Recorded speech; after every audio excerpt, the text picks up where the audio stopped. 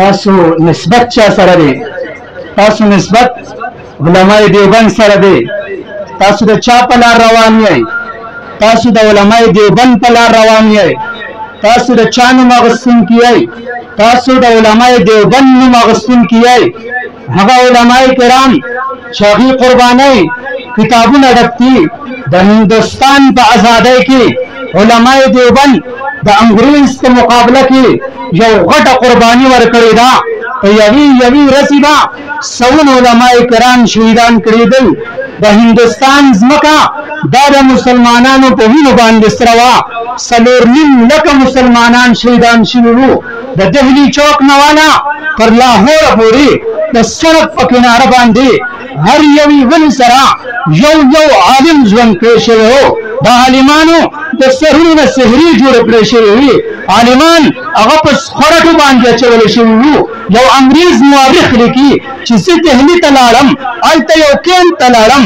هغه کیمپ کې مې ما ته محسوسه شله د غوښو بدبویي محسوسه شله چې دلته د انسانانو غوښې راتېږي.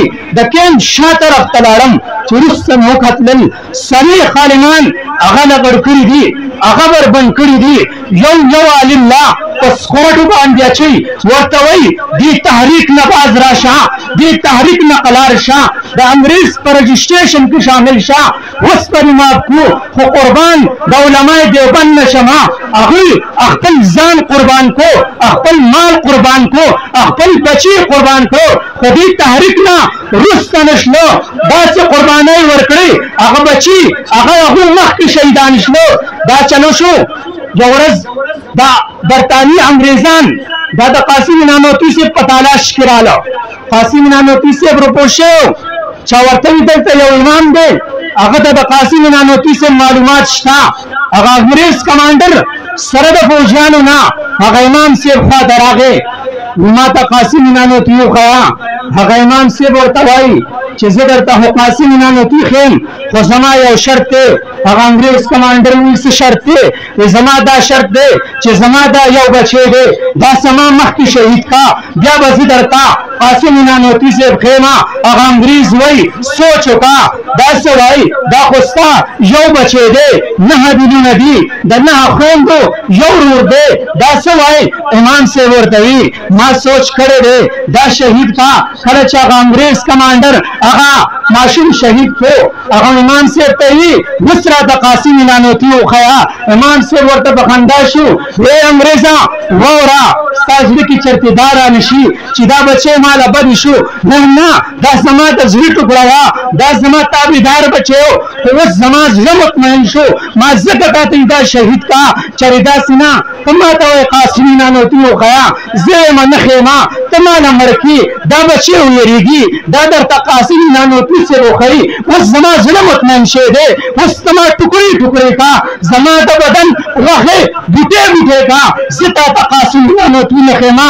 راشئ خپل د مشرانو قربانۍ وګورئ، خپل د مشرانو تاریخ وګورئ. حسین احمد مدني صاحب فتوا ورکړه چې د انګریز په فوج کې بھرتی کېدل ته حرام دي، انګریز عدالت دی، انګریز جج دی. حسین احمد مدني صاحب نه تپوس کی تا دا فتوا ورکړې ده. حسین احمد مدني صاحب ورته وایي فتوا ورکول زه ته وایي زه اوس هم دا فتوا ورکوم، آینده به هم تا فتوا وایي چې انګریزه ستا په فوج کې بھرتی کېدل دا حرام دي، دا حرام دي.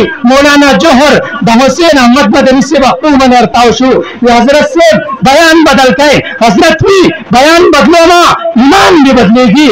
جج وایي حسین احمد تا ته پته شته چې د داسې بغاوت تقریر سزا څه ده؟ حسین احمد مدني صاحب ورته وایي وایه څه سزا ده؟ وی د داسې بغاوت تقریر سزا هغه پانسي ده، سزا یې موت دی. حسین احمد مدني صاحب ورته سپینه کپړه راووښتله، کوڅه کې وخوځوله. وی انګریزه واوره کله چې حسین احمد مدني هغه د دیوبند نه راتلو، هغه دا کفن ځان سره راوړی. سبحان الله. راشه خپل مشرانو قربانۍ وګورئ. حضرت لاهوري صاحب انګریزانو هغه د واوري په بلاکونو کې خودو سیټ طرف د واوري بلاکونه دي لاندې دي لپاسه دي جنی موسم دی حضرت صاحب بهوش شو لک چې په هوش کې راغی انګريز ورته وایي لاهوري وای اوس به جلیسو باسي اوس به د ریلای قیادت کوي اوس به د ختم نبوت زنده آباد ناره لګوي هغه ورته وایي اے انګریزا واوره تاسو په د واوري په بلاکونو کې خودم زما جسم خو یخ شوی دی خو دا خبره واوره زما ایمان د مخکینینو هم نور تازه شوی دی سبحان الله راشه خپل اکابرین قربانه وګوره مولانا جعفر تانیسی رحمت الله علیه فرمایي موږ انګریزانو گرفتار کړلو جیل ته بوتلو لپاره ټرین ناوستو هغه ټرین کې وړي وړي قیدخانې جوړې کړې وي هغې کې مخکې طرف نه هم میخونه وروسته طرف نه هم میخونه راوښتل دي لاندې طرف نه هم میخونه راوښتل دي